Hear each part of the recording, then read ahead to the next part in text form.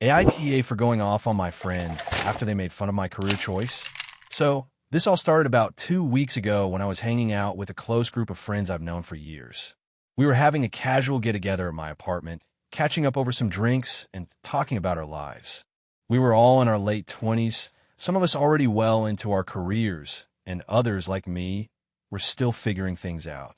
I've always had a passion for art, and after college, I decided to pursue it seriously, starting as an independent graphic designer. I've been doing this for about 3 years now, and while I'm not making millions, I've been able to support myself and find steady work through freelancing. Sure, it's not the most traditional or stable career path, but I'm happy with the direction it's going, and I love what I do. I have regular clients and even work with a couple of local businesses, which has been a good source of income. So there I was telling everyone about a recent project I had wrapped up for a small startup, feeling pretty proud of myself. I was excited to share what I had been working on, as it was a big step up for me in terms of creative freedom and exposure. That's when my friend Jake, who I've known since high school, made a comment that completely threw me off. Jake has always been the type who's super into corporate life. He works at a well-known finance company and loves to talk about how much money he's making, the bonuses he's getting, and how great his job is. It's honestly something I've never fully related to, but I've always respected that he's found his niche, and I never thought his career choice had anything to do with me. But when I mentioned my project, he scoffed and said, "You're still doing that? Don't you want a real job? You know, one that pays properly and actually has long-term growth potential." Now, I've known Jake for years, so I didn't take it too personally at first. He has this tendency to be sarcastic and a little condescending at times, but I always just brushed it off. However, something about the way he said it hit me differently this time. Maybe it was because I was feeling confident about my work, and I didn't expect to be put down for it. Or maybe it was because I'm getting tired of the constant comparisons to more traditional, stable careers. I laughed it off initially, thinking it was just a bad joke, but then he continued. "No offense, but it's not like your job is going to give you financial freedom. I mean, what's the plan here? You're just going to keep taking small projects forever." I felt my face flush. I've dealt with this kind of thing before, people questioning my career and making assumptions about how unsuccessful it is, but it still stings. I try to deflect by saying, well, it's not for everyone, but it works for me. But Jake wasn't done. He added, "It's cool that you're happy, but I don't know why anyone would choose that over something more secure like, I don't know, working in finance or tech. You know, a real job that actually matters." I could feel the anger starting to bubble up inside me, but I kept my cool. I didn't want to make a scene in front of everyone. But then, another friend, Lisa, who knows how much I've struggled to make a living in the creative field, chimed in, trying to defend me. "Jake, that's a bit harsh. Not everyone wants the same things. We all make choices based on our passions."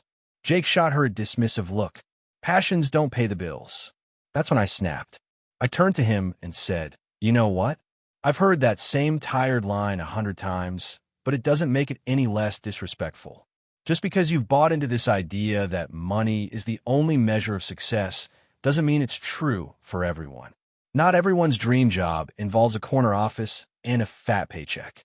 Some people care more about living a fulfilling life, doing what they love, and making a positive impact, however small." Jake looked taken aback, as if he wasn't expecting me to push back. I'm not saying it's bad to do what you love, but you can't expect to live comfortably on passion alone. It's a hard world out there. "Yeah, I know it's hard," I said, "but that doesn't mean I'm going to let someone like you belittle me for trying to make it work. I've worked hard to build my business, and it's not easy.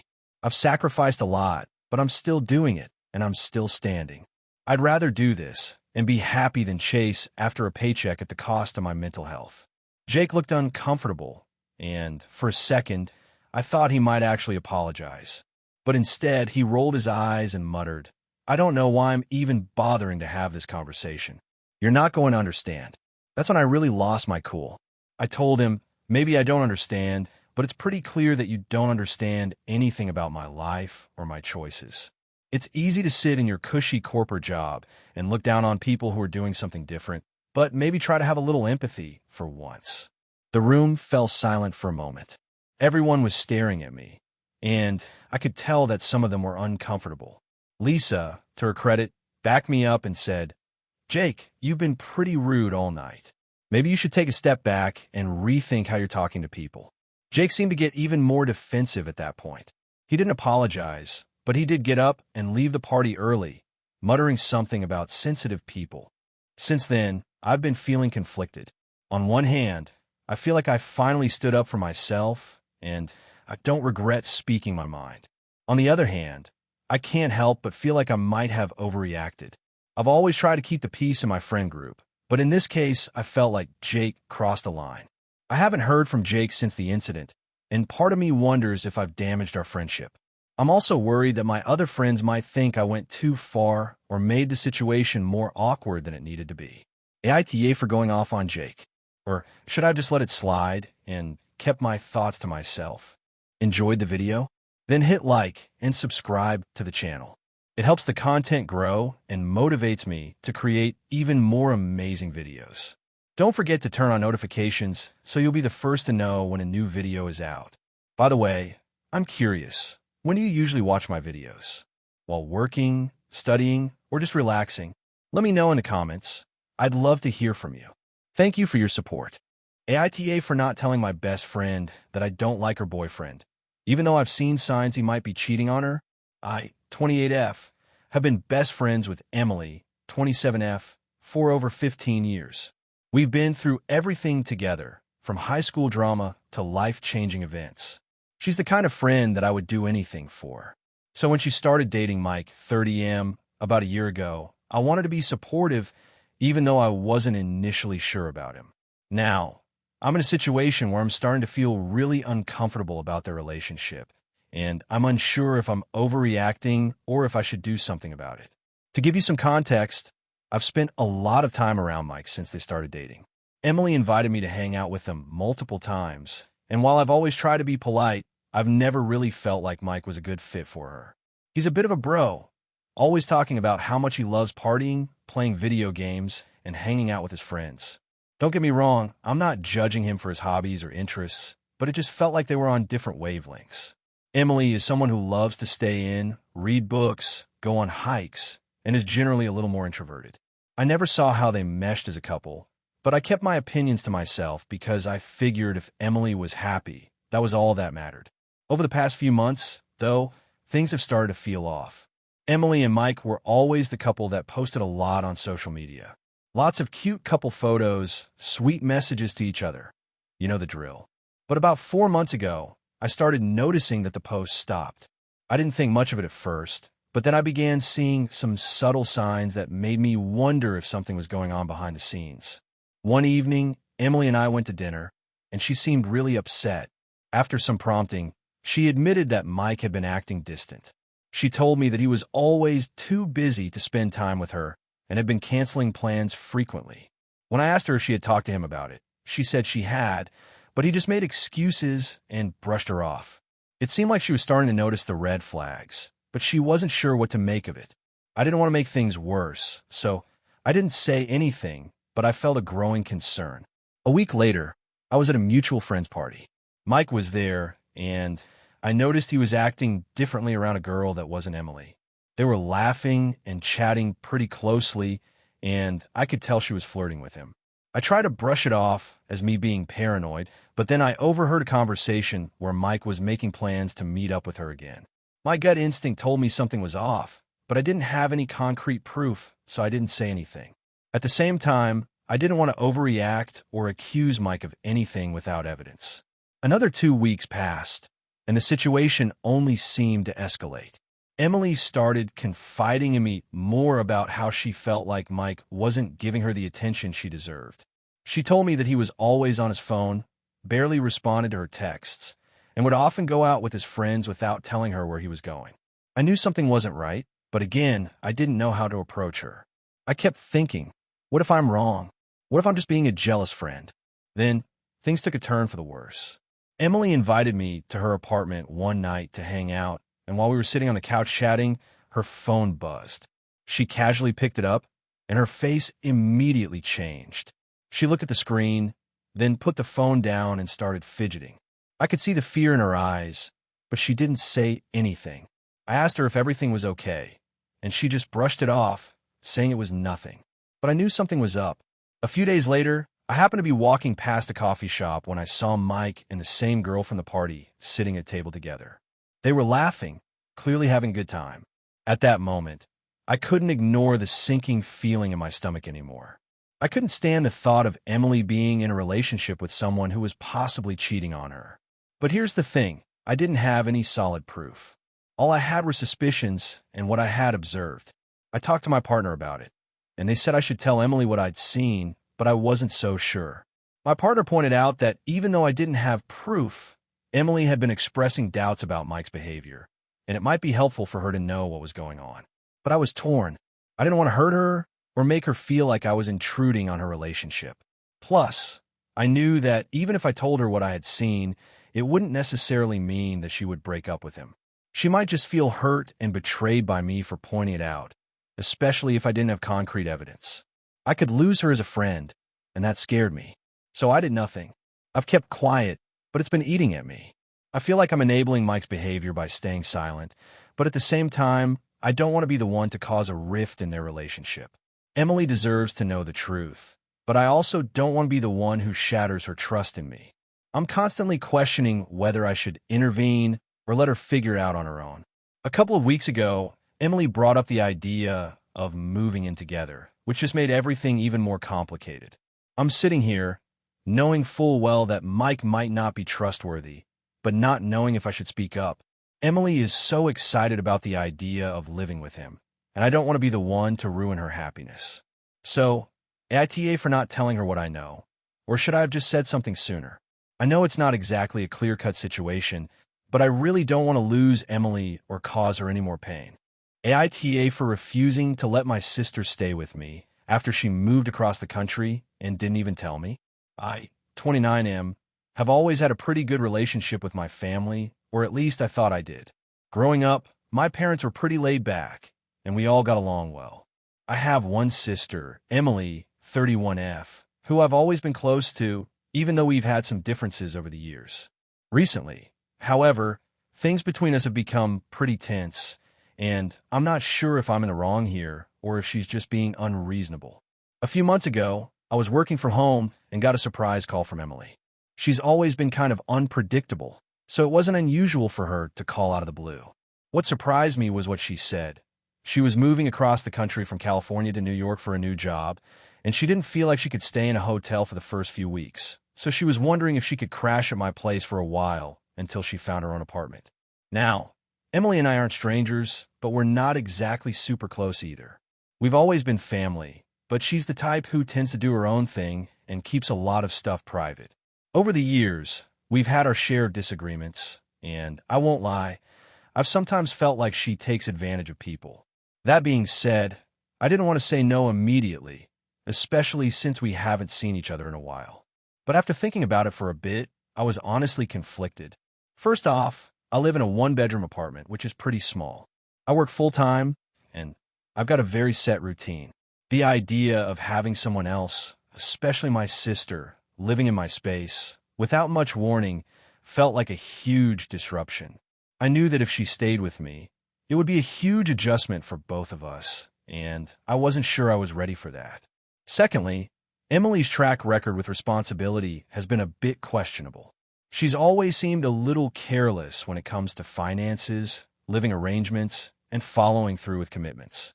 For example, when we were younger, she bounced between different jobs and apartments, sometimes leaving me or our parents to help her out.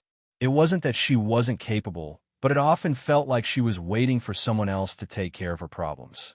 In the past few years, she had been living with a boyfriend in California, but things didn't work out between them, and that's why she was making this big move to New York alone. To make matters more complicated, we have different lifestyles. I'm an introvert, and I really value my privacy and space. My apartment is a sanctuary for me, where I can unwind after a long day of work. Emily, on the other hand, is more of an extrovert who likes to socialize and has a somewhat chaotic lifestyle. The thought of having someone constantly around, especially with her being in transition and probably needing a lot of support, seemed overwhelming. So, I did what I thought was the responsible thing and explained to her why it might not be feasible for me to have her stay with me.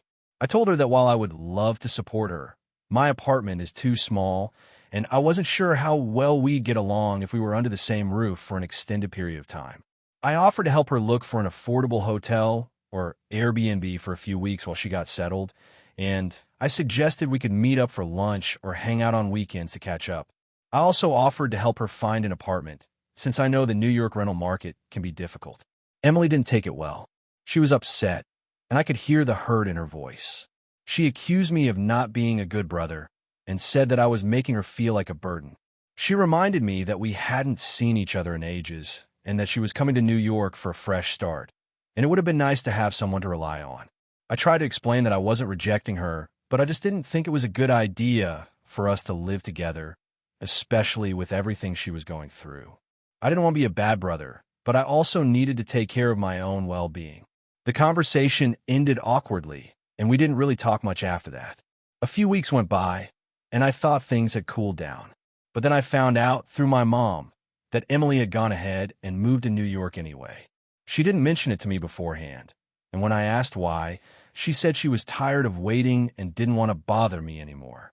She didn't mention where she was staying at first, but eventually I found out that she was living in a tiny studio apartment that she found online. It was not in the greatest neighborhood, but at least she had her own space.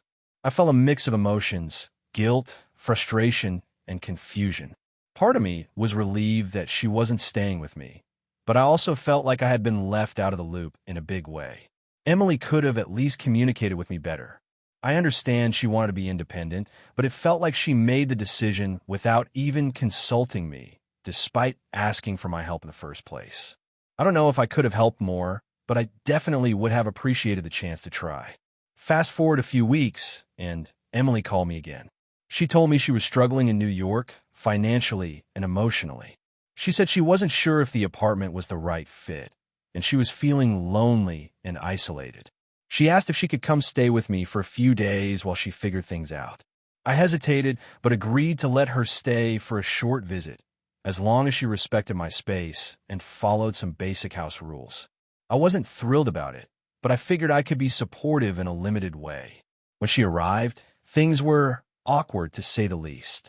It was clear that she was going through a lot, but the whole situation felt strained. She was constantly talking about how difficult things were in New York, and it felt like I was expected to be her emotional support, despite the fact that she had refused to let me be involved when she first moved. After a few days, she was still unsettled, and I was starting to feel like I was being taken advantage of. She even hinted at wanting to stay longer, and I realized that I couldn't handle having her around for an extended period, especially if she wasn't going to make any effort to get on her feet. I ended up having another conversation with her, explaining that I needed my space back and that she needed to make plans for her own future. She didn't take it well, and now we're barely speaking. My parents have been on her side, telling me I should be more supportive and that I'm being too rigid about my living arrangements. They say she's struggling, and I'm being selfish for not offering her more help. So, AITA for refusing to let my sister stay with me after she moved across the country and didn't even tell me she was coming. AITA for telling my best friend I don't want to be in her wedding party after she refused to invite my boyfriend. I, 27F, have been best friends with Sarah, 28F, since college. We met during our freshman year and instantly clicked, bonding over our shared sense of humor, similar values, and mutual love for all things nerdy. Over the years, we've supported each other through breakups, job losses, family issues, and all sorts of life challenges. We've always been there for each other, and I thought our friendship was unbreakable. Sarah got engaged to her longtime boyfriend, Tom, 30M, about 6 months ago, and it was an incredibly happy moment for both of them. I was overjoyed for her and, of course, offered my full support. We had talked about our wedding plans a few times before, and she had already mentioned that I'd be one of her bridesmaids, which was an honor I was genuinely excited about. However, recently things have gotten complicated, and I'm unsure if I'm in the wrong for how I've handled it. I've been dating my boyfriend, Mike, 29M, for almost a year now. We met through mutual friends and have hit it off from the beginning. He's caring, funny, and supportive of everything I do, including my friendship with Sarah. He's even spent time hanging out with her and Tom on a few occasions, and they all get along really well. Our relationship has been growing steadily, and we've started talking about the future, so I'm really happy with where we are. The issue started when Sarah asked me to be one of her bridesmaids, which I immediately said yes to. But when it came time to discuss the guest list and who would be invited, Sarah told me that Mike wasn't invited to the wedding or any of the pre-wedding events. I was shocked. I thought she was joking, but she wasn't. She told me that while she loved Mike and that he was a great guy, she didn't feel comfortable inviting him because the wedding was going to be intimate and only for close friends and family. At first, I tried to brush it off, thinking maybe she had a specific vision for the day and didn't want any extra guests. But as we talked more, it became clear that it wasn't about the number of guests. It was that she didn't want him there at all. She said that she didn't think it would be appropriate for Mike to be at the wedding because we hadn't been together long enough, and it would just be awkward for him to be there as my plus one when he wasn't really part of the close circle of friends. She also mentioned that Tom's close friends would all be there, and she didn't think Mike was in that circle yet. I was taken aback. Mike and I had been together for almost a year by then, and while I understood that Sarah and Tom's wedding was a big deal to them, I couldn't understand why my boyfriend wasn't being treated like part of my life. We'd gone to all of Sarah's big events, birthdays, and even holidays, and Mike had always gotten along with everyone. He had been genuinely supportive of Sarah's wedding plans and was excited to attend, so it didn't make sense to me that she would draw this line in the sand. I tried to explain to Sarah how I felt. I told her that I understood her wanting to keep the wedding small and intimate, but I felt it wasn't fair to exclude Mike from an event where he was an important part of my life. She didn't really seem to get it. She said she just wasn't comfortable and that it wasn't personal. She also mentioned that since it was her day, I needed to respect her decisions and that I should be happy to be there for her, even if Mike wasn't invited. I felt stuck. I didn't want to make a huge scene or cause drama, but I also couldn't shake the feeling that she was being unfair. Mike was my boyfriend, and he was a significant part of my life. It hurt me that she was putting me in a position where I had to choose between her and my partner. After thinking it over for a few days, I called Sarah to tell her that I didn't feel comfortable being in the wedding party if Mike wasn't invited.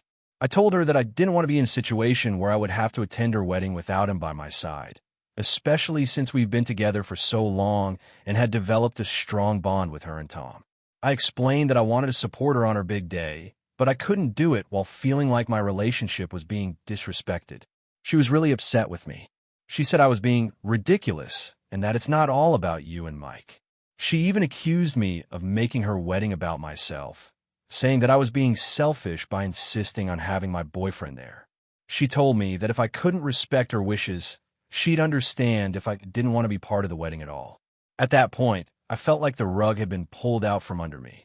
I had spent years supporting Sarah through thick and thin, but now it seemed like she couldn't respect my relationship. After a long, emotional conversation, I told her that I would be stepping back from being in the wedding party altogether. I told her that I still wanted to be there for her as a friend, but I didn't feel comfortable being involved in something that made me feel so excluded. I explained that it wasn't just about Mike, but about my own sense of respect and fairness in our friendship. She didn't take it well. Sarah started sending me angry texts saying that I was ruining our friendship over something so trivial and that I was acting like a bridezilla because I couldn't handle one tiny thing not going my way. Her messages became more hurtful, and I found myself questioning whether I was being too sensitive about the situation. Now, some of our mutual friends have reached out to me, telling me that I overreacted and that I should have just sucked it up and supported Sarah on her big day. They say that weddings are stressful, and I should have just respected her wishes and moved on. They also mentioned that it wasn't the end of the world and that it wouldn't kill me to attend the wedding alone. But I can't help feeling like I've been asked to choose between a lifelong friend and my boyfriend, who's also a huge part of my life. So, AITA for telling my best friend I didn't want to be in her wedding party after she refused to invite my boyfriend. AITA for cutting my brother out of my life after he demanded I give him my inheritance. I, 29F, am the only child of my parents, who have always been well off, but not incredibly rich. We lived a comfortable middle-class life growing up, and I've always had a strong relationship with both of them. My father passed away 2 years ago from cancer, and although it was a rough time for my family, we managed to hold it together. My mother, 57, was devastated, as anyone would be, but she's a strong woman and slowly started to adjust to life without him. A little over a year ago, my mom sat me down to talk about her will. She explained that her assets were divided between me and a charity she supports, with most of her wealth going to me. She told me she wanted to make sure I was financially secure, given the cost of living and how expensive things were getting, especially since I didn't have a partner to rely on like some people do. At the time, I thanked her and assured her I'd honor her wishes when the time came. My brother, 34M, and I have never had a particularly close relationship. Growing up, he was the golden child. He was the smart one, the popular one, the one who always seemed to get away with things. I was the quieter one, the one who stayed out of trouble and worked hard, but never quite got the same level of attention. It wasn't that I hated him, but we were always in different circles and had different values. We didn't fight a lot, but there was always some underlying tension, especially when it came to attention or family events. After our father passed, my brother reached out a few times, but it was mostly superficial. He would call me every now and then to check on me, but he wasn't the kind of person who did much to help out during difficult times. I remember after the funeral, he barely stuck around to help my mom with the arrangements or even just keep her company. He had his own life and responsibilities, so he said, but it still stung. A few months ago, things took a strange turn.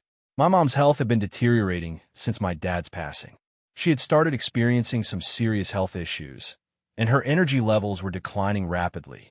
During a family gathering, my brother pulled me aside to have a private conversation. He told me that he knew I was going to inherit everything, but he thought it was unfair that I would be getting such a large portion of the estate while he would be left with nothing. I was confused and asked him what he meant. He said that he and his wife were struggling financially, and that I should consider giving him a chunk of the inheritance so he could finally get back on his feet. He claimed that his job had been unstable, his house was barely manageable, and they were dealing with debts that were too much to handle. My immediate reaction was shock. I had never heard him complain about money before, and I knew that he had been doing pretty well for himself. I politely told him I couldn't give him any of my inheritance, as it was meant to ensure my own future and help take care of our mother in her later years. He seemed disappointed, but didn't push the issue further that day. However, over the next few weeks, he became increasingly persistent. He began texting and calling, often bringing up how tough things were for him and how he didn't want to struggle the way Dad did before he passed. It started to feel like he was guilt-tripping me into giving him what was rightfully mine. At one point, he even suggested that I could share the inheritance with him, saying it was the family way to help one another out. He told me that if I didn't help him, I would be selfish and would only be thinking about myself. I tried to talk to him about it rationally.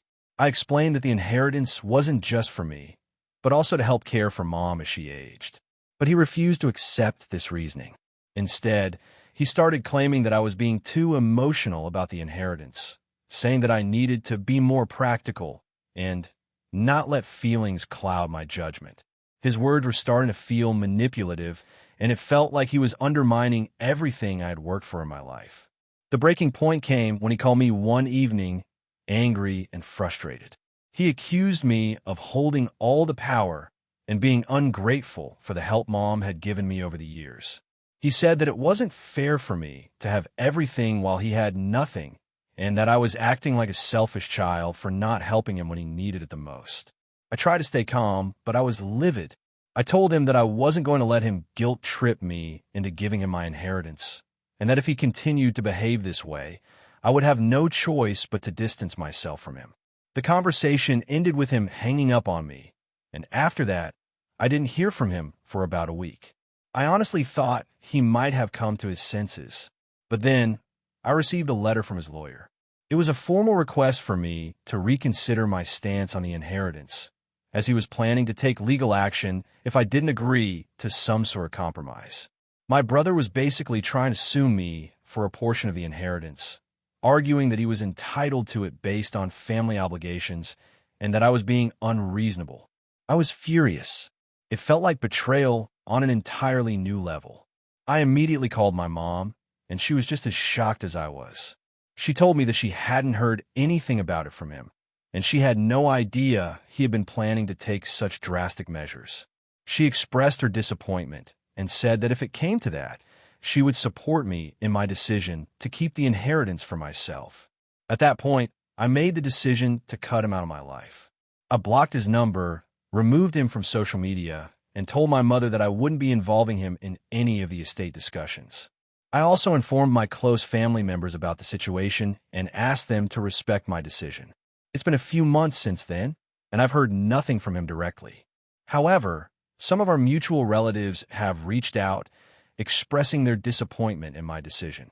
They think I should have just helped my brother out, and that cutting him off was extreme. They believe that family should come first, and that I should have found a way to compromise. I'm really torn about whether I've made the right choice. On one hand, I feel like I'm justified in protecting my own future, especially given that my brother's actions have been selfish and manipulative. On the other hand, I don't want to alienate my family or make things worse in the long run. But at the end of the day, my mom and I have been through enough without dealing with my brother's drama.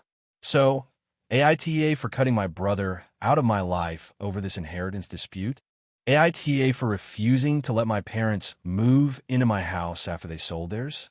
I, 32M, have always had a complicated relationship with my parents. Growing up, they were relatively strict, but I never felt particularly close to them. Over the years, I've learned to maintain a level of distance, but we still talk regularly, and I see them during holidays or family events. However, things recently took a turn that has left me questioning whether I'm being unreasonable or if they're being entitled. A few months ago, my parents, both 58, sold a house they'd lived in for over 30 years. It was a big move for them, but they had been talking about downsizing for a while. I wasn't surprised, but I did think they would either rent a smaller house or buy a new property, especially since they had the financial means to do so. Instead, after selling the house, they told me they didn't plan on buying another one. They said they wanted to live stress-free for a while and figure things out. This is when things started to get weird. I assumed they were planning to live in an apartment or rent a place while they figured out their next steps. But then they hit me with a bombshell. They told me that they were considering moving into my house for a few months. I was taken aback. I live in a 3-bedroom house, which I bought about 2 years ago. It's not huge, but it's comfortable, and it was perfect for me when I moved in. I had even converted one of the rooms into an office, which I use daily for work. At first, I thought they were joking. I laughed it off and said something like, "That's a bit much, don't you think?" But they were serious. My mom said, "We've been through so many changes and we just need a place to stay while we figure things out. Your house is perfect for us." My dad chimed in, saying that they would help with rent and groceries, and it would be temporary, just a few months, until they figured out what to do next. I'll admit, I didn't respond well. I've always valued my space and privacy, and the thought of my parents living with me, even temporarily, felt overwhelming. I told them that I wasn't comfortable with the idea and that I wasn't sure how it would work. They seemed shocked by my reaction.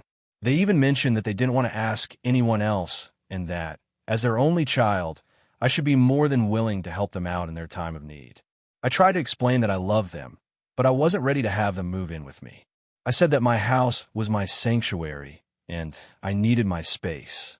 I also brought up that I had a daily routine that I was comfortable with, and adding 2 more people, even for a short time, would disrupt everything. My mom got upset and told me I was being selfish and that I was acting like a stranger to them. My dad, usually the more laid-back one, said, "You're our son. This isn't a huge ask. We just need a place to stay while we figure things out. You could be more supportive." It was hard to explain without sounding like I was rejecting them, but I stuck to my decision. I told them that I wasn't comfortable with the arrangement and that I didn't think it would be good for any of us. They didn't take it well. My mom, especially, was hurt. She started crying, saying she couldn't believe I was being so cold-hearted. She said they'd always been there for me when I needed help, and now, when it was their turn, I was shutting them out. My dad stayed quiet, but I could tell he was disappointed too. After that conversation, things got even worse. My parents started calling me almost every day to try and convince me.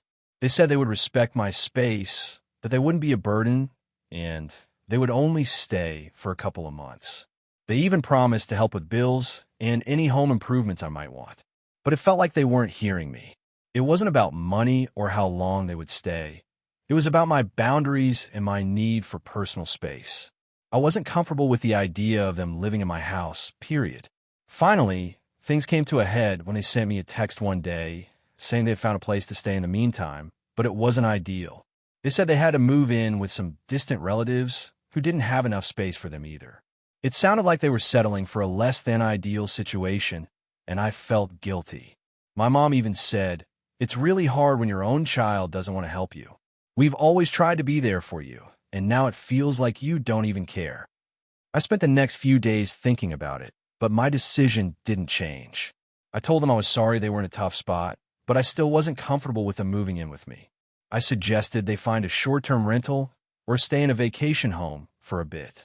I even offered to help them financially if they needed it, but I made it clear that I couldn't offer them a place in my house. Now, the situation is tense. My parents aren't talking to me as much, and when they do, it's usually passive-aggressive comments about how they're struggling and how they never expected their own son to turn them away. My relatives, especially my aunt, have been calling me and saying that I'm being unreasonable. They say I should be helping my parents out, especially since they're going through a difficult time. But I still feel like it's important to maintain my boundaries. I don't want to invite unnecessary tension or discomfort into my home. I've tried to explain my perspective to my parents, but they're not listening. They keep saying that I don't understand how hard it is for them, and that I'm being selfish for not offering them help when they need it the most. I've been made to feel like the bad guy in this situation, but I still don't feel like I'm in the wrong. So, AITA for refusing to let my parents move into my house after they sold theirs.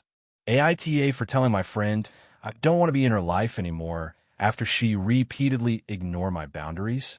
I, 30F, have been friends with Anna, 29F, for almost 10 years. We met in college, and from the start, I thought we were two peas in a pod. We bonded over a shared love of books, indie music, and sarcastic humor. In many ways, she felt like the sister I never had. Our friendship was something I really valued, and I thought she felt the same way. But recently, I've come to realize that I've been tolerating behaviors from Anna that have really crossed my boundaries. For the past year, I've been struggling with whether or not I should end our friendship. Here's why. About a year ago, Anna started dating Jake, 31M, who, to put it mildly, isn't the easiest person to get along with. At first, I wasn't sure what to make of him. He was a bit socially awkward, didn't seem to have much of personality, and could be downright rude sometimes. But I kept my opinions to myself because Anna seemed genuinely happy, and I didn't want to be the friend who's critical of her partner just because I didn't get him. The problem started when Anna began canceling plans with me more and more. She used to be the friend who would drop everything to hang out, but with Jake in the picture, it seemed like I never got to see her anymore. At first, I thought it was just a phase, new relationship jitters getting used to each other. But as the months went by, I noticed a pattern. Whenever we did hang out, Jake was either present or she'd cancel last minute to hang out with him. I tried to be understanding, but I couldn't help but feel like I was being pushed to the side. The breaking point came when I was planning a birthday party for myself. I specifically invited Anna, and we talked about how excited we both were for it. I've been looking forward to it for months. Then, 2 days before the party, she sent me a message saying she couldn't make it because Jake had planned a surprise weekend trip for the two of them. I was devastated. Not only had she completely bailed on something I'd been planning for weeks, but she didn't even try to make an effort to celebrate with me, her best friend. I tried to brush it off, thinking she was just really into Jake and maybe she didn't realize how much it hurt me. But things only got worse. A few weeks after that, I planned another get-together. It was a simple dinner at my place with a few friends. I made it clear that I was really hoping Anna could come, and again, she said she would, and then canceled last minute, claiming that Jake had something important planned. At this point, I started feeling like I wasn't even a priority in her life anymore. I tried to talk to her about it. I said, "Hey, I've noticed that whenever Jake is around, I never get to see you. It feels like our friendship is getting pushed aside, and it's really bothering me." I thought it would open up a productive conversation, but instead, she got defensive.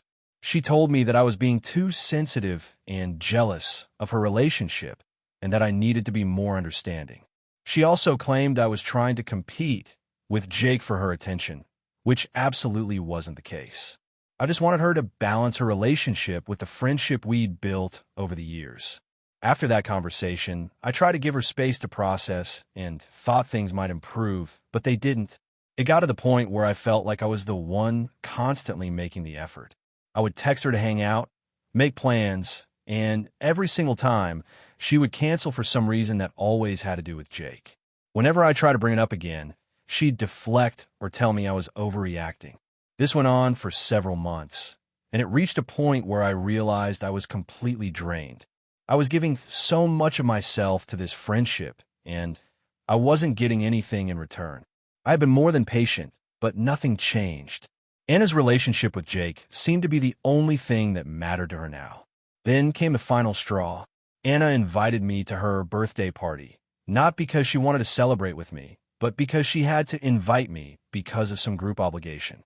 She gave me a half-hearted invite and then texted me later saying that Jake's family might stop by, so it might get a little crowded, but it should still be fun.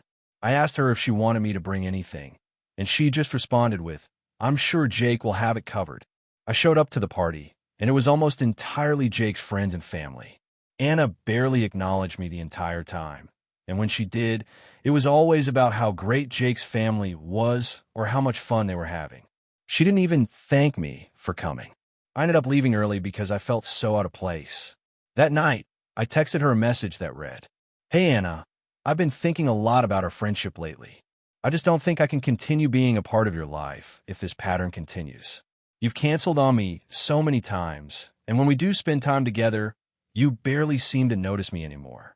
I don't feel like I'm a priority to you, and it's heartbreaking because you used to be such an important part of my life. I'm not trying to compete with Jake, but I also can't keep pretending like this friendship still exists in a meaningful way. I need to step away from my own mental health." Her response was pretty much what I expected. She said I was being selfish and that she was sorry. I felt that way, but that her relationship with Jake was important to her. She also told me that if I couldn't handle that, then I shouldn't be in her life. That message really stung, but at the same time, I felt a huge weight lift off my shoulders. Since then, I haven't heard from her. I haven't reached out, and I don't plan to. I'm struggling, though, because I still feel conflicted. I miss the good parts of our friendship, but I know deep down that I've tried everything to keep this relationship afloat, and it's just not healthy anymore. I've tried to be patient and understanding, but at the end of the day, I feel like I've been replaced by her boyfriend. So, AITA for ending my friendship with Anna? I know I've made my boundaries clear, but maybe I could have done more to salvage it. I just don't know if I'm being too harsh or if I really was justified in walking away. AITA for telling my friend I won't cover for her anymore after she got a dog without asking. So, here's the situation. I, 26F, have been best friends with Sarah, 27F, for a little over 5 years. We met in college, and our friendship has always been pretty solid. We have a lot in common, especially when it comes to hobbies and lifestyle. But there's always been this one thing about Sarah that's been a bit of a sticking point for me.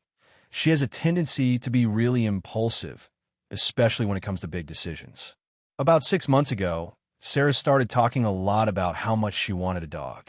She's always been a dog person, and I knew she'd been thinking about getting one for a while.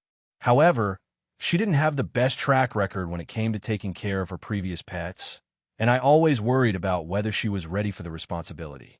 Still, I didn't want to discourage her from pursuing something that made her happy, so I gave her some advice and offered to help her find a reputable breeder or shelter if she decided to move forward.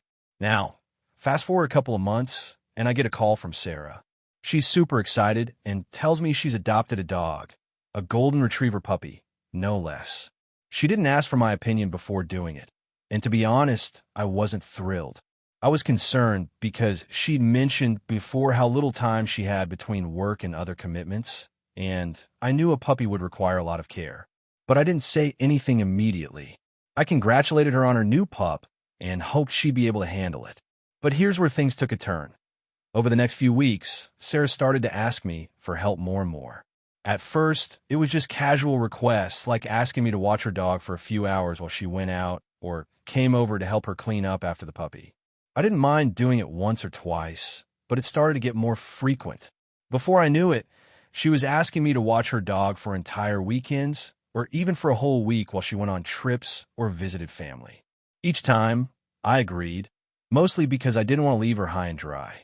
The problem is, I've started to feel like I'm being taken for granted. I work a full-time job, and I also have my own responsibilities. I've tried to be supportive, but it's reached the point where I'm doing her a favor every other week, sometimes multiple times in a row. The dog is adorable, don't get me wrong, but it's a lot of work. I'm feeding him, walking him, cleaning up after him, and making sure he's not getting into trouble. Sometimes I'm doing this for days at a time, and it's not like I'm getting paid or even compensated. It started to feel like she's offloading all her dog-related problems onto me. A couple of weeks ago, she asked me if I could take care of her dog for a whole week while she went on a vacation with her boyfriend. I was taken aback because it felt like she was assuming I would just be available to do this, without even asking if it was a good time for me. I told her I couldn't, explaining that I had a lot going on with work and personal projects. She was upset, and she made some comments about how I was being selfish and that I was letting her down. I felt guilty, but I also felt frustrated. I'd helped her out so many times already, and it was starting to feel like I was being expected to sacrifice my own time and plans for her and her dog. After that conversation, I realized that I was done. I felt like I had been more than accommodating for months, but I wasn't being treated with the same level of respect. So I texted her, saying that I wouldn't be able to take care of her dog anymore, and that she needed to find another solution. I explained that I felt like I was being asked to take on too much and that I couldn't keep putting my life on hold for her dog. I also mentioned that, moving forward, I didn't think I would be available to help with pet sitting unless it was an emergency. She didn't take it well. She immediately texted back saying I was being dramatic and that I was acting like she was asking for too much. She said I'd always helped her before, so why was this any different? She accused me of being a bad friend and making her feel guilty for something that was totally normal for her to ask. We ended up having a pretty heated argument over text, and she said some things that hurt my feelings, calling me selfish and saying that I wasn't as supportive as I had been when we first became friends. I'm not gonna lie, I was upset. I've always been there for Sarah when she needed me, and I've helped her out with tons of things in the past. But I felt like she was taking advantage of my kindness, expecting me to drop everything for her dog, without ever considering how much time and effort it was costing me.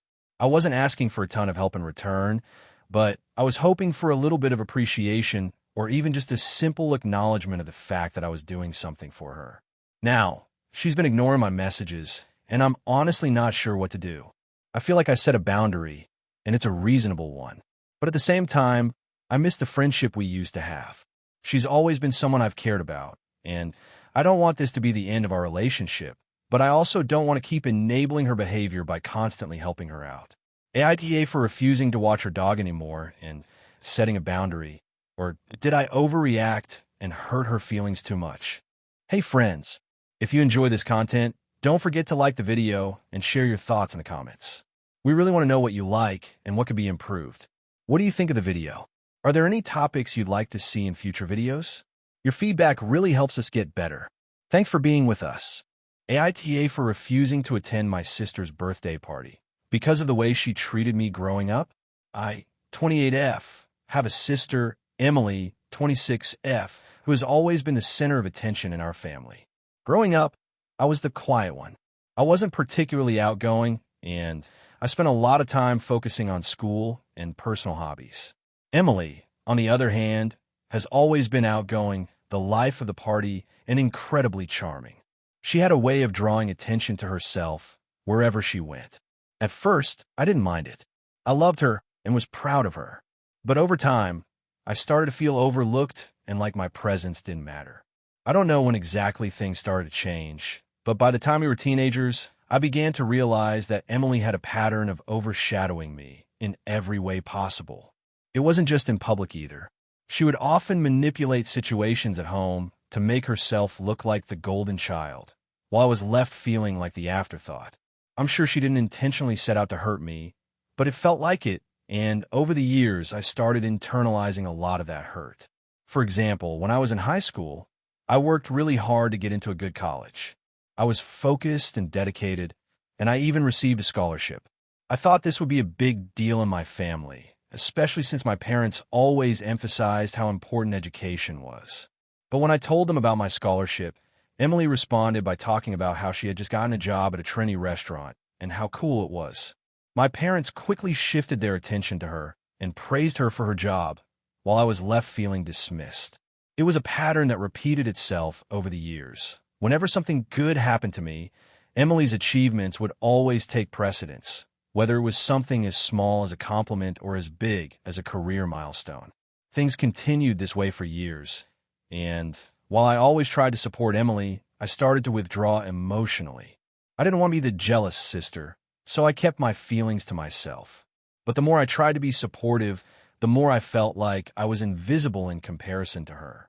At family gatherings, I would find myself sitting in the background while she took the spotlight with funny stories, attention-grabbing antics, or dramatic recounts of her latest adventures. I tried to talk to her about how I was feeling a few times, but every time, she brushed it off as me being oversensitive or insecure.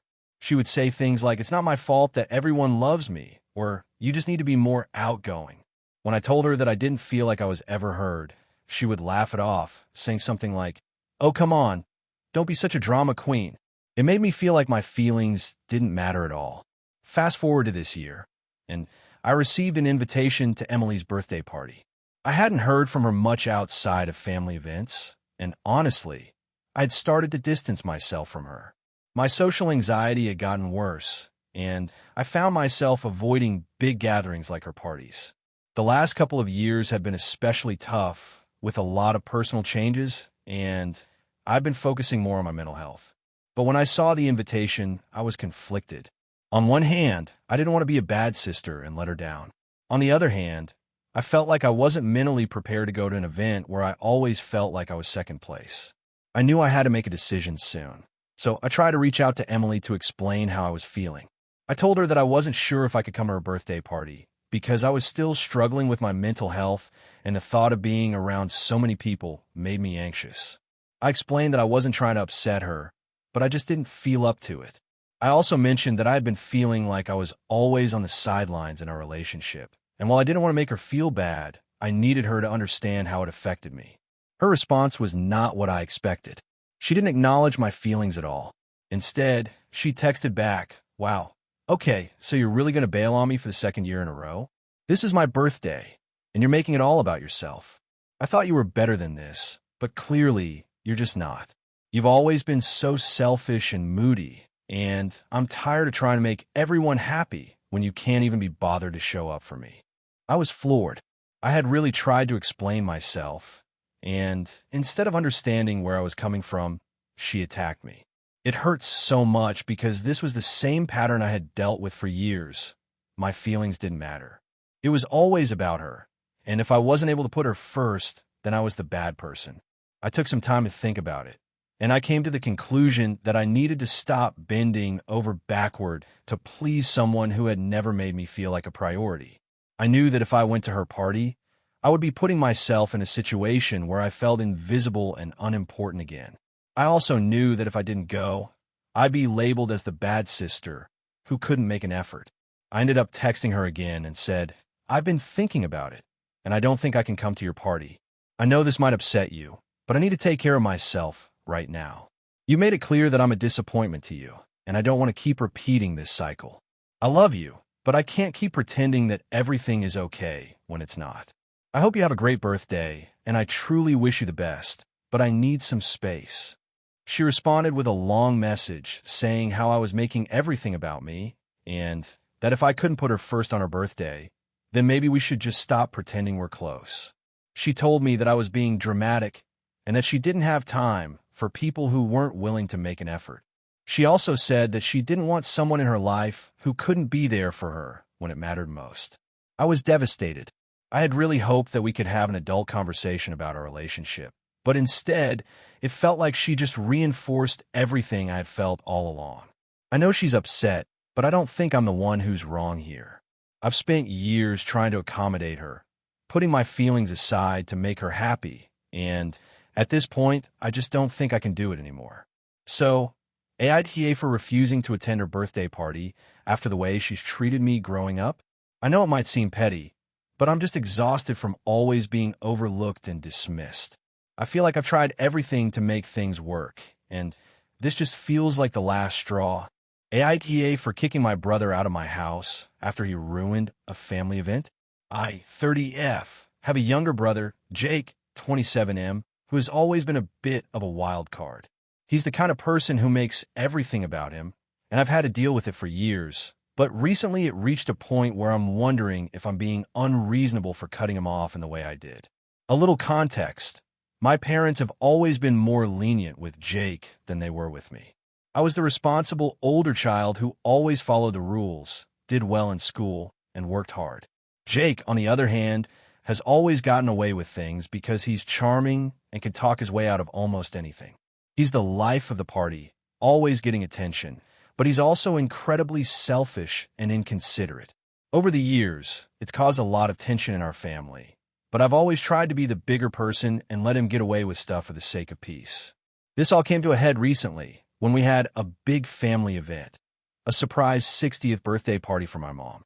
It was supposed to be a special day, and I had put a lot of effort into planning everything. I rented out a nice venue, arranged catering, invited close family and friends, and organized a slideshow with old family photos. My mom has been going through a tough time health-wise, and this was supposed to be a way to lift her spirits and show her how much she means to us. A few days before the event, I was finalizing some of the details and noticed that Jake had been acting a little distant. He kept texting me with little comments about how he couldn't believe my mom was turning 60, like it was some major surprise, and how he wasn't sure if he was going to make it. I didn't think much of it at first, but then on the day of the event, he called me about an hour before the party was supposed to start. He told me that he was running late and that he wasn't sure if he could make it at all, but that he'd try to swing by. I was frustrated because he had known about this event for weeks, and I had made it clear that I needed everyone to be there on time to make it a smooth evening. I tried to remain calm and told him it was important that he show up. I even told him he could come a little late, but he needed to be there for the cake cutting and to help celebrate. He promised me he would come, but he never gave a solid answer on when exactly.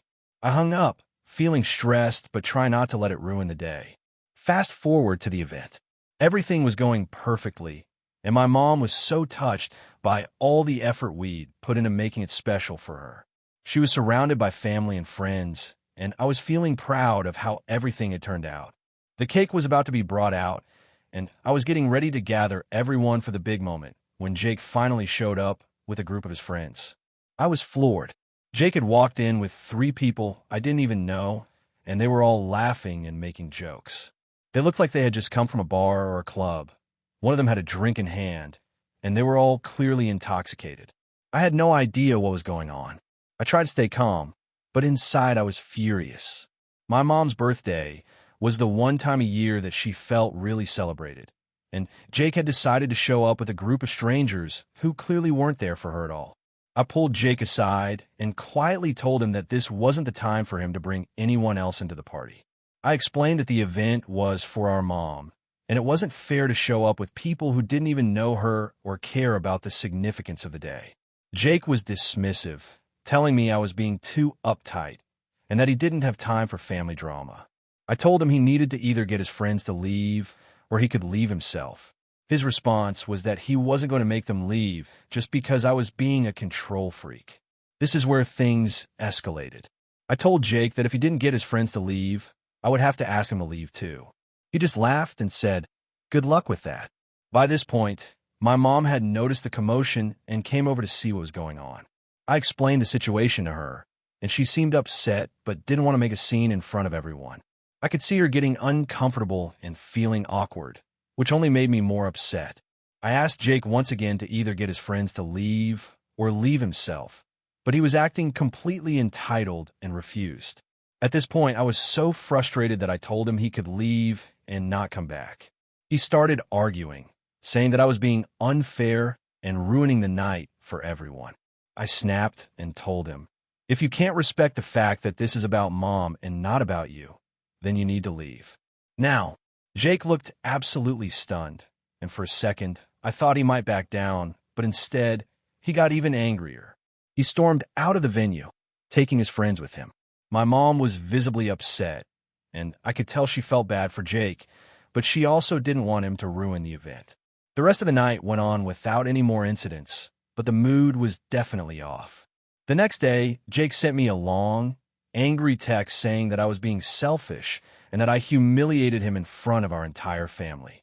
He said that I had no right to kick him out of a family event, especially since he had just been trying to have fun. He also told me that I had caused a rift in the family and that I should be ashamed of myself for treating him like that. He said I had no idea how much he had been going through and how hard it was for him to be around our family, and that I was being completely inconsiderate of his feelings. I honestly don't know how to respond. Part of me feels guilty because I never wanted to ruin the night or make my mom feel bad. But at the same time, I feel like Jake crossed the line. He completely disregarded the purpose of the event and tried to make it about him. I don't think I was wrong for asking him to leave when he refused to respect the boundaries of the party, but I'm questioning whether I overreacted. My parents have been trying to mediate, but they've mostly been on Jake's side, telling me I was too harsh. Some family members think I did the right thing, but others are upset with how I handled it. So, AITA for kicking my brother out of my house and ruining a family event? AITA for calling out my cousin for constantly inviting herself to my house and making me feel like an unpaid therapist? I, 30F, have a cousin, Rachel, 29F, who I've always had a complicated relationship with. We grew up in the same town and have spent a lot of family holidays together, but we're not exactly close. Rachel has always been the type of person who gravitates toward people when she's in need, but then she doesn't really return the favor when others need help. It's like she only reaches out when things are going poorly in her life, but as soon as things improve, she's nowhere to be found. That's been the pattern for years now.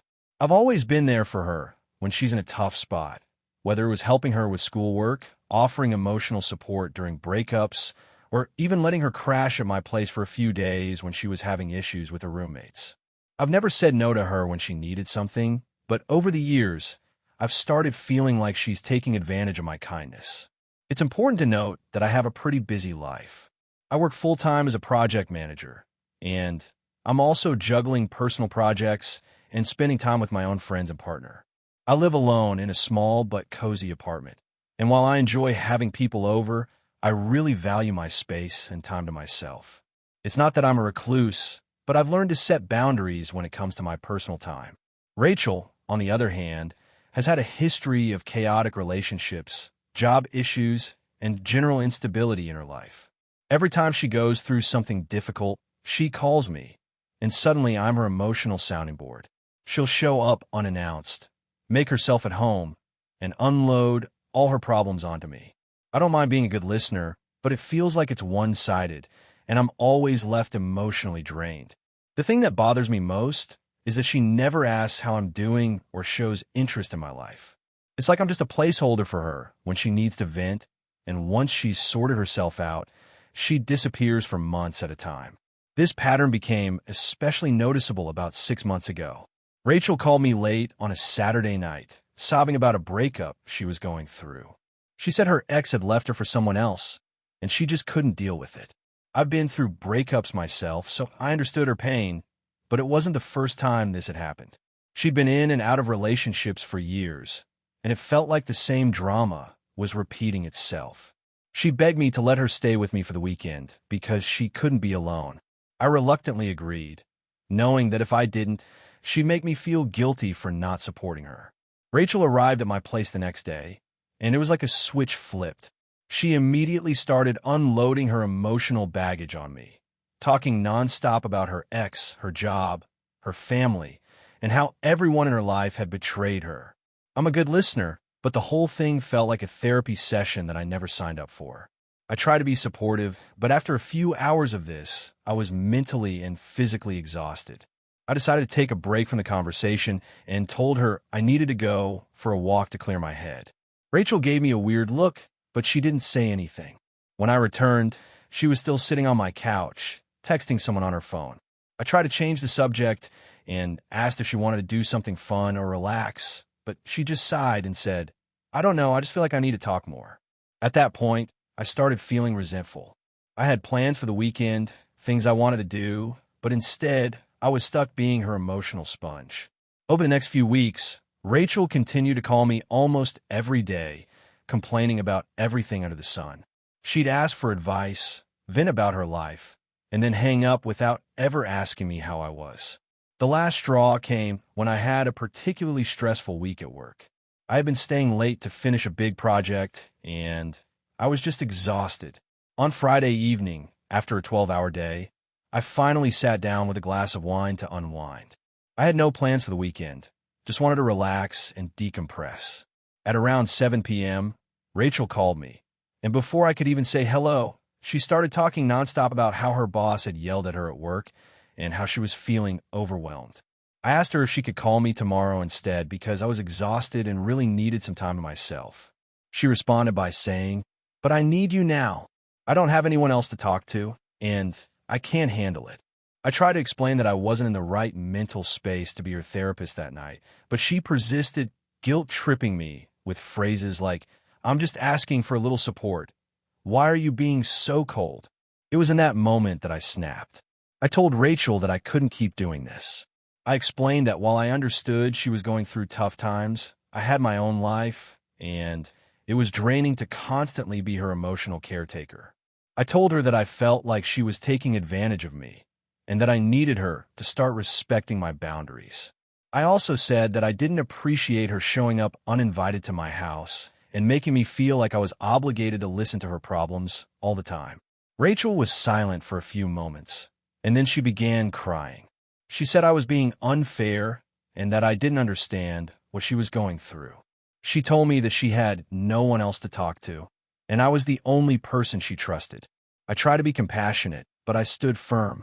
I told her that I couldn't keep sacrificing my own well-being for her, and that I needed to take a step back from being her emotional crutch. Since that conversation, Rachel has barely spoken to me.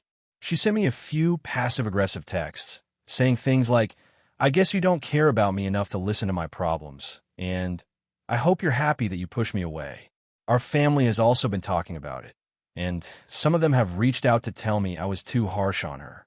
They think I should have just sucked it up and been there for her because she's going through a rough time. I feel guilty, but at the same time, I'm frustrated. I've always been there for Rachel, and I don't think it's unreasonable to want some space to focus on my own needs. I've been doing my best to maintain boundaries, but I also don't want to be the bad guy in this situation.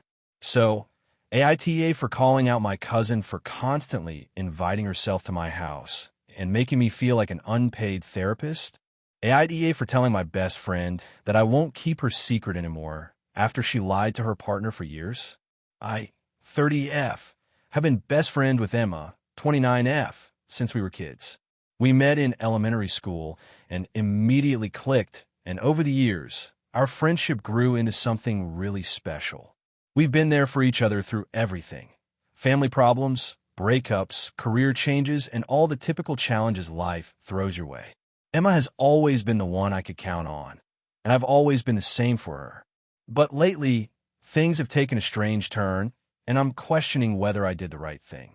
To give you some background, Emma has been in a long-term relationship with her boyfriend, Jake, 31M, for about 6 years now.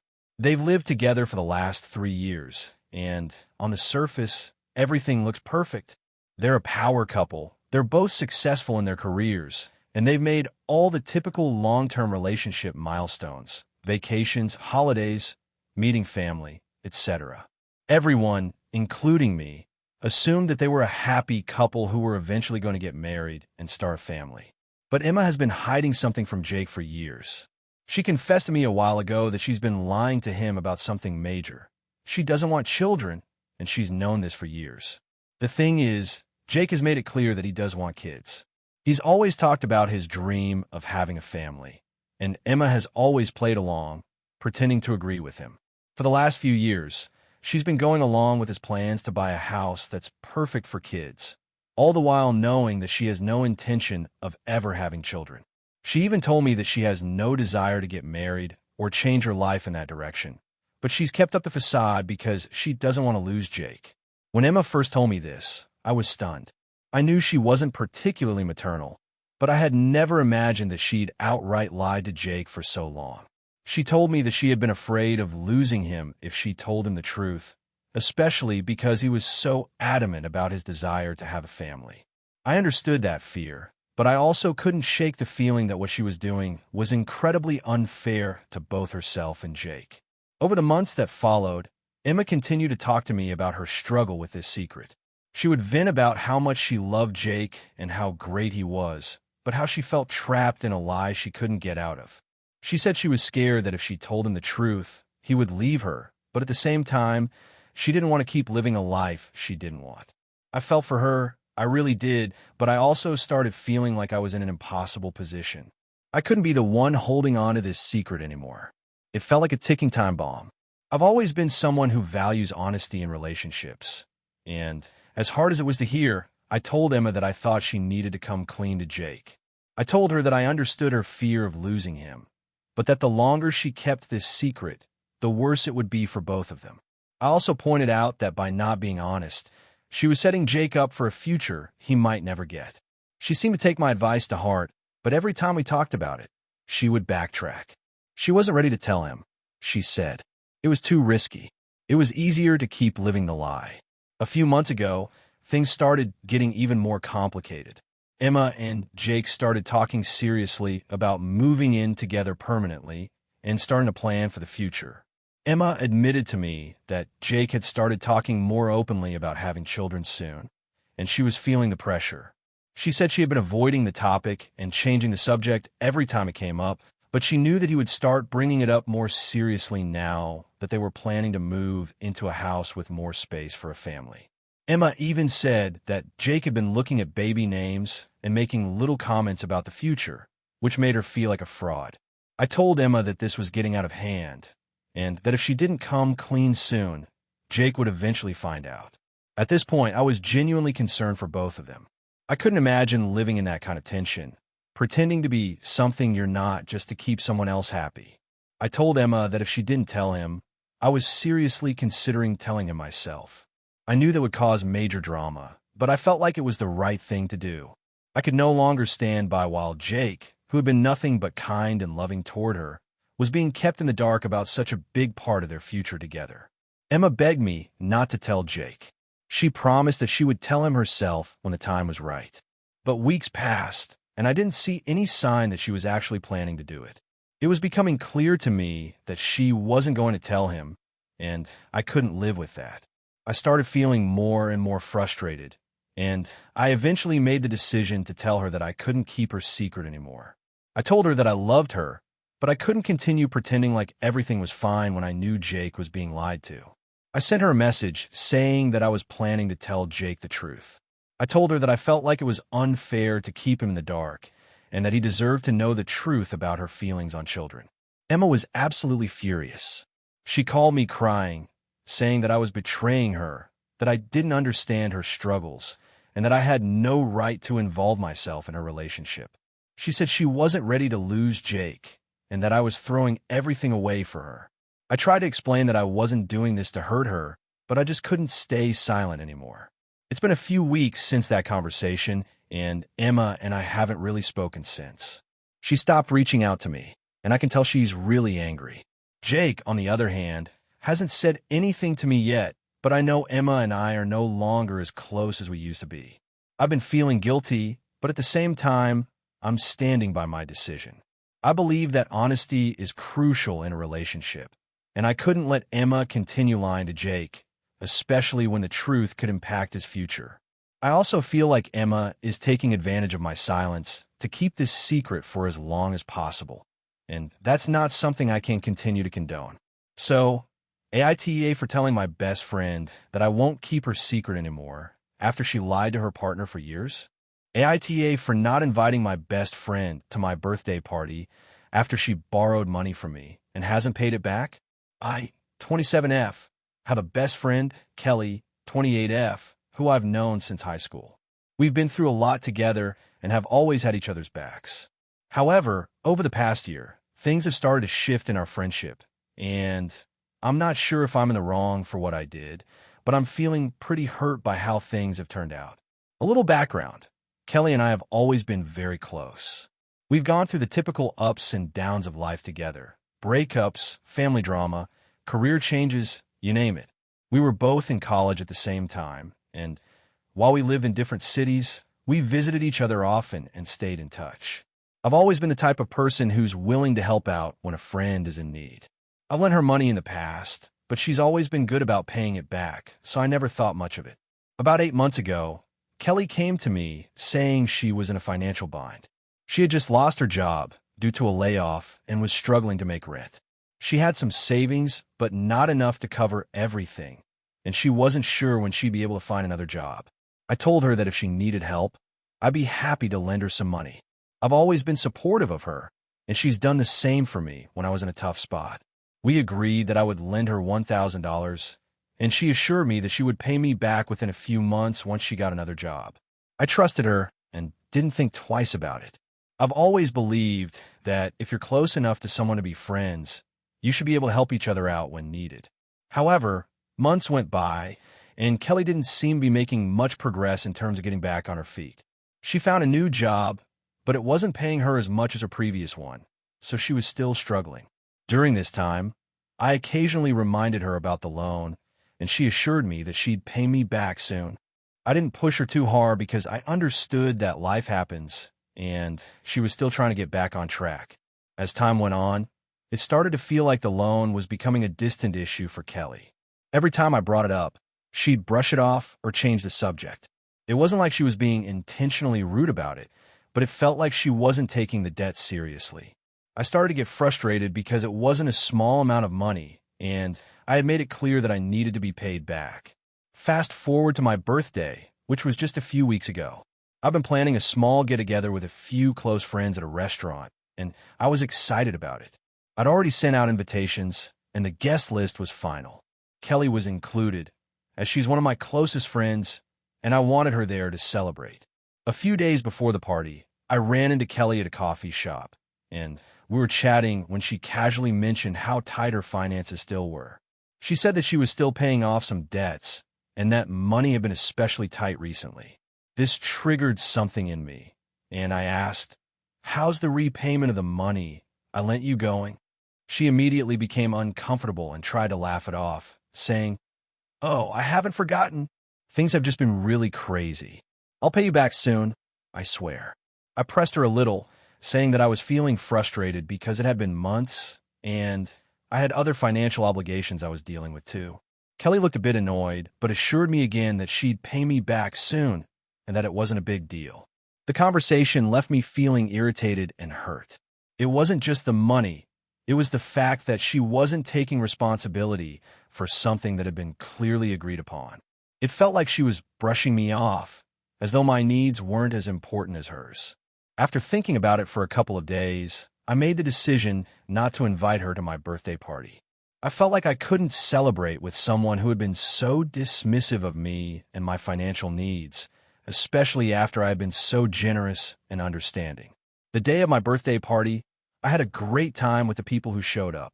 But around halfway through the evening, I got a text from Kelly. It was a simple message.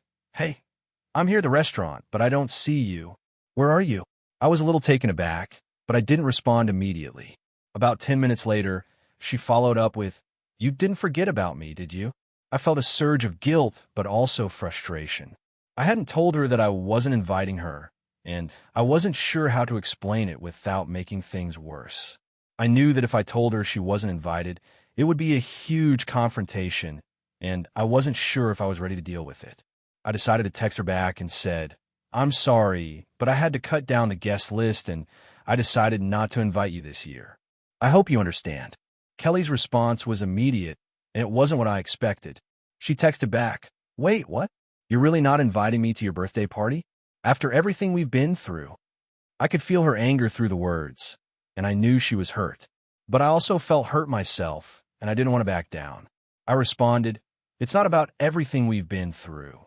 I've been waiting for you to pay me back for months, and it's clear you've been ignoring it. I just feel like you've been dismissive of me, and I can't pretend like everything is fine when it's not. I needed to draw a line. She didn't reply to my text right away, but about an hour later, I received a barrage of angry messages. She told me that I was being petty and vindictive for holding the loan over her head, and that I was making something out of nothing. She also said that she had more important things to worry about than paying me back, and that I was being unreasonable for expecting her to prioritize that over everything else. I was shaken by her reaction. I hadn't expected her to lash out at me, but I also knew that I wasn't wrong for setting a boundary.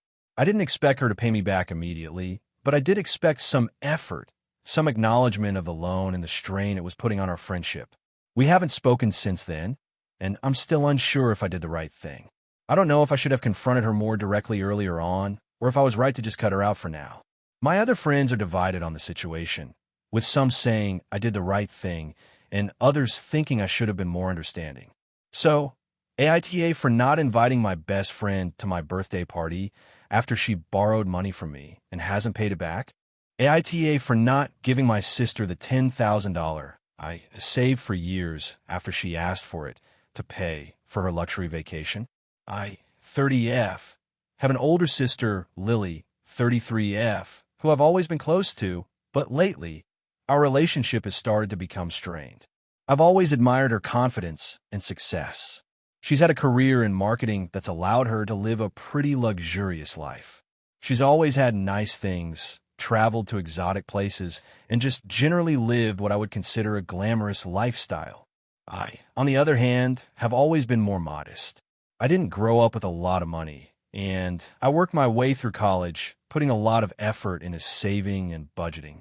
Over the years, I've managed to save a decent amount, around $10,000. This money is something I've worked hard for and is my safety net in case of emergencies or for future goals like buying a house. I'll be honest, I've been pretty frugal with my finances. I don't go out to expensive dinners, don't have the latest gadgets, and I've never splurged on things like luxury handbags or designer clothes. I've always lived below my means because I like the security that comes with having savings. It also helps me sleep at night, knowing I have a financial cushion. So, here's the issue. Last week, Lily called me up and asked for a very big favor. She told me that she had planned a luxury vacation to the Maldives with her boyfriend. It was supposed to be a once-in-a-lifetime trip. However, a few weeks before the trip, her work had laid her off, and she hadn't saved enough to cover all the expenses for the vacation. She had already paid for part of the trip, but there was still about $10,000 left to cover flights, accommodations, and activities. She said she wasn't sure what to do, and in a very casual tone, she asked me if I could lend her the $10,000. She made it clear that she would pay me back eventually, but she didn't give me a concrete timeline. She said she didn't want to cancel the trip because it had been a dream of hers for years, and she didn't know when she would get another chance to go. She sounded like she was genuinely distressed, and I could tell she felt embarrassed to ask me for such a large amount. But still, it was a huge request, and I was taken aback. I thought about it for a while, and I couldn't bring myself to say yes. I know that $10,000 might seem like a lot to some people, but for me, it's taken years of hard work and discipline to save that amount. This money isn't just for fun. It's meant for emergencies or big life changes like buying a home, paying for unexpected medical bills, or perhaps even starting a family one day. I can't imagine just giving that money away, especially for a luxury vacation that my sister had already chosen to go on, knowing that she wasn't financially stable enough to fully cover it. I told her that I didn't think I could lend her the money. I explained that I understood how much the trip meant to her, but that I had worked very hard to save up for my own future and that this amount of money was not something I could just part with without compromising my own security. I also mentioned that I didn't want to put myself in a position where I might not get the money back, which could end up being a strain on my own finances.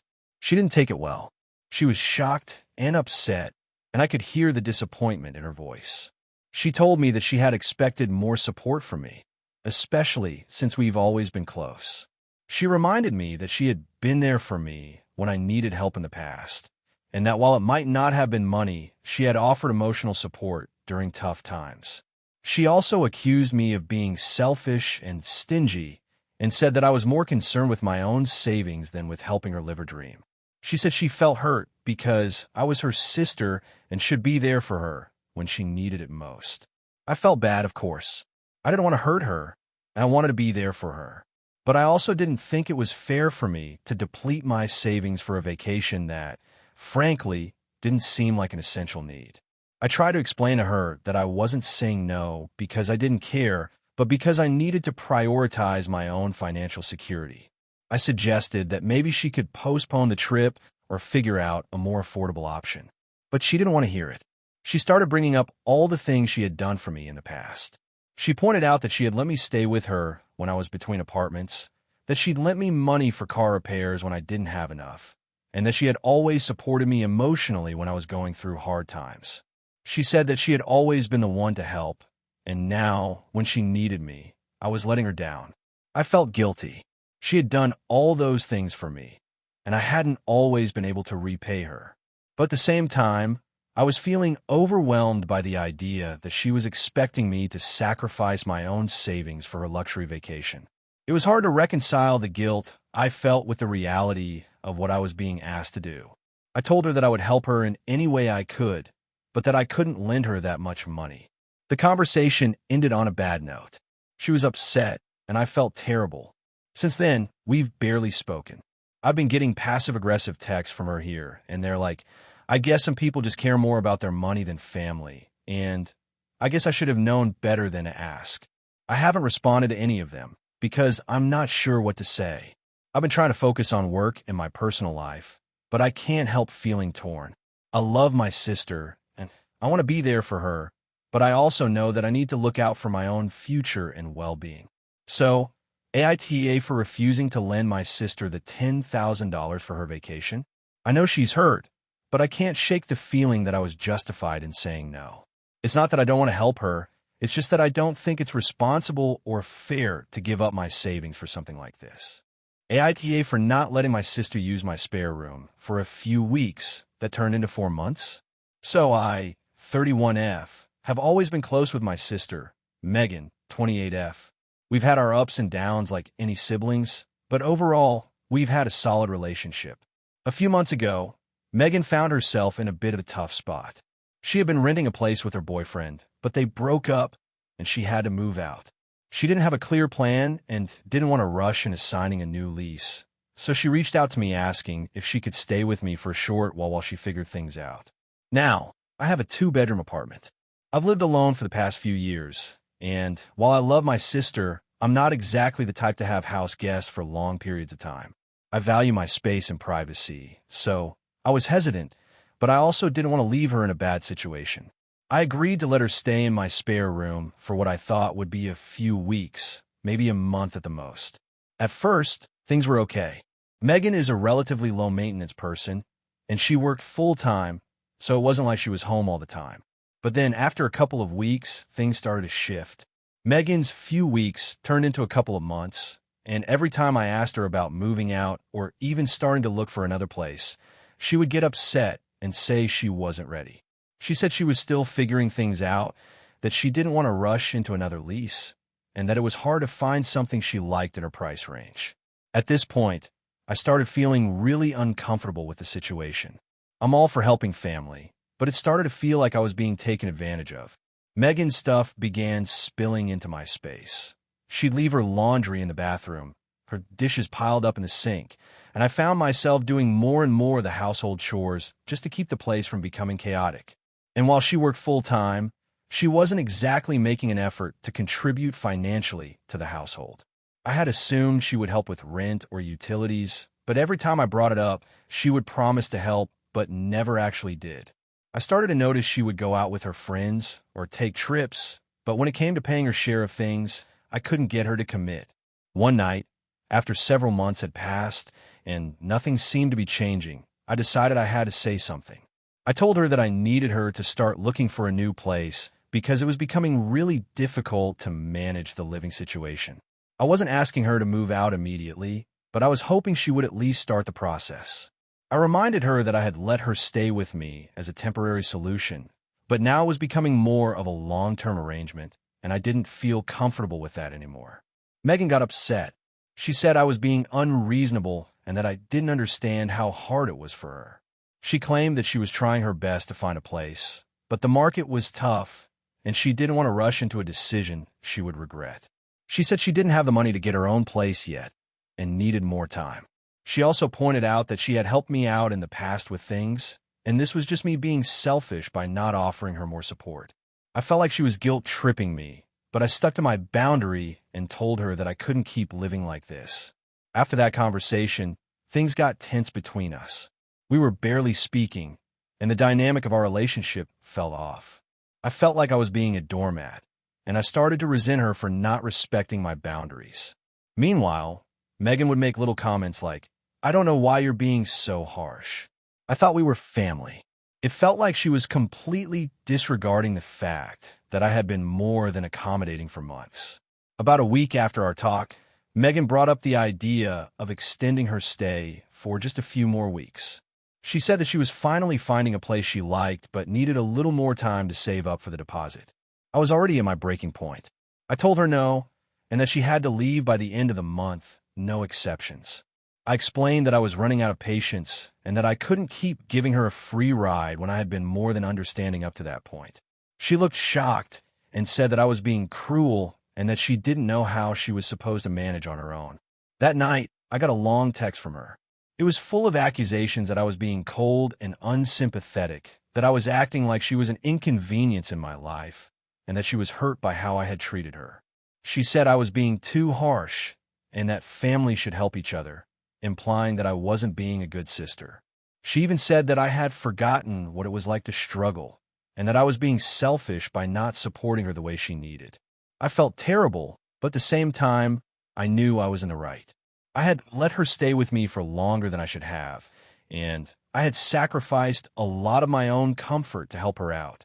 I didn't want to be the bad guy, but I had set a boundary, and I wasn't willing to compromise on it anymore. She ended up moving out a few days later, but things between us have been really strained ever since. She hasn't spoken to me much, and when we do talk, it's awkward. I've tried to explain that I wasn't trying to be mean, but that I had to stand up for myself. She still thinks I overreacted and that I should have been more understanding. Now, I'm really torn. I know I did the right thing for my own peace of mind, but I can't help but feel guilty about how things ended between us. It's been weeks since she moved out, and I still feel like there's this tension in the air whenever we talk. I don't want to lose my sister, but I also don't want to be constantly taken advantage of.